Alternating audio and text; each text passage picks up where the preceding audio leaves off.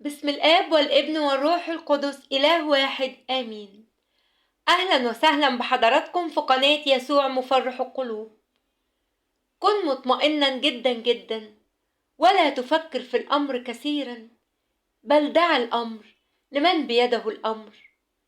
رسالة البابا كورولوس ليك النهاردة.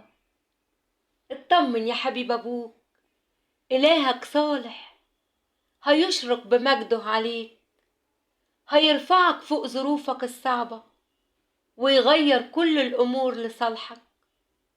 ترتيباته لحياتك عظيمة جدا وتدابيره أعجب. هيخلق ليك ضحكة وفرحة تملى حياتك، هينور عتمة قلبك وعتمة أيامك، هيفتقدك وكل خوف هينتهي. وزي ما خلى العالم كله ينور بشمسه، هينور حياتك وقلبك وبيتك بنوره.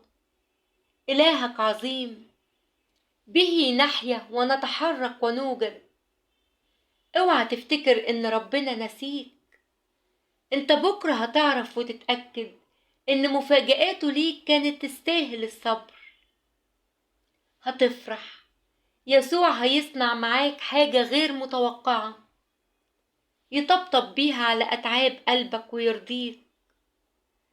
ضيقات قلبك يسوع شايفها، وتعبك وحزنك هو حاسس بيه، ودموعك شايفها بيطمنك. كل شدائدك هيفكها، هيدوب حزنك وينشف دموعك. كله هيتحل ويبقى خير. ما تقلقش، ربنا هيستجيب، هيعديك من الأزمة الصعبة اللي انت بتمر بيها. استنى فرحة من ايده، وخليك دايما متعشم وواثق فيه وفي محبته ليك. كل تأخيرة وراها فرحة أكبر وتعويض أعظم يليق بيك. طمن قلبك، ربنا بيرتب لك كل أمورك بطريقته المفرحة.